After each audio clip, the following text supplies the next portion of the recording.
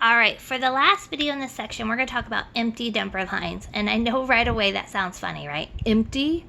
Okay, what that means is that we're not going to take the effort to make lots and lots and lots of little tick marks on a number line. We're just going to kind of use it to organize our thoughts.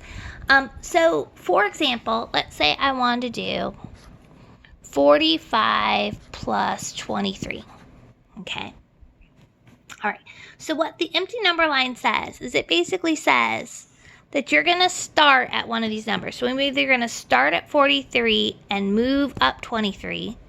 Sorry, I'm going to start at 45 and move up 23, or I'm going to start at 23 and move up 45. So I'm going to do it both ways.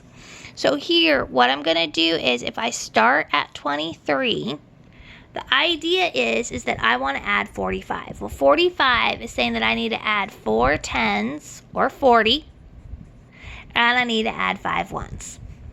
Okay, so I'm going to add 4 10s. So I can either go 10 at a time. So 10 would be 33, 43, 53, and 63. Okay, so little baby hops. Or if your students were ready for it, you could do a giant hop. 23 plus 40 is 63. Okay, so what I'm doing right now is I'm just trying to move 40. So I can either take 4 10 hops or one giant 40 hop. But either way, I'm ending up at 63. All right, now I still have to go 5 more. So I'm going to now take 5 1s. 1, 2, 3, 4, 5. So that's going to land me at 68. So that's my answer. 23 plus 45 is 68. Kind of cute, right? You can even imagine like a little frog hopping and all that good stuff. Okay, now the beauty is that we can get the same answer even if I start at 45. If I start at 45, obviously I'm going to be adding 23. So if I'm adding 23, I need to take 2 10 hops or one big 20 hop and 3 little ones. So if you're just working with little hops, I'm going to go 10 is 55. 10 is 65, and I'm going to go 1, 2, 3 for my baby hops. Or, if your students are ready for it, you could go 20 to 65, but I'm still going to have my 3 baby hops to get to 68. And there we have it, empty number lines. Okay, pretty nice, right? Addition's always a little bit easier, subtraction's a little bit funkier, so let's practice the subtraction model using empty number lines. Okay, so if I were to have something like 65 and I want to take away 34, okay, 65 take away 34, okay.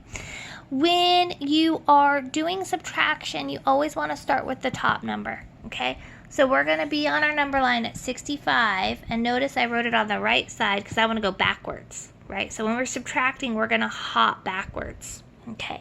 I want to take away 3 10s and 4 1s. So let's see what happens. When I go a 10, 55, another 10, 45, another 10, 35. And now I need to do those baby hops of 4 1s. 1, 2, 3, 4 to land me at 31, which is my answer. Okay. Now, how does it work if you have to borrow? All right, well, let's see. Let's try this one. 52 take away 28.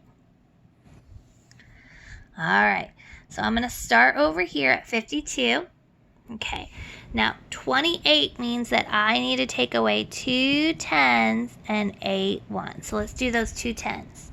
So 42, 32. Okay, right now I got to do 8 1s. So when I do 2, it puts me at 30, right? And now I need to go 6 more. So 1, 2, 3, 4, 5, 6. So here I am then at 24. So my answer, 24. All right. Empty number lines are actually pretty powerful and pretty awesome. My daughter was finishing up 6th grade last year, and she used them in 6th grade. They did them for time models, distance models, all kinds of good stuff. So the reason why, again, it's called an empty is because we're not spending a lot of time doing lots of little tick marks. It's basically using it as organizing and either hopping forward when you add or hopping backward as you subtract. But this is pretty sweet.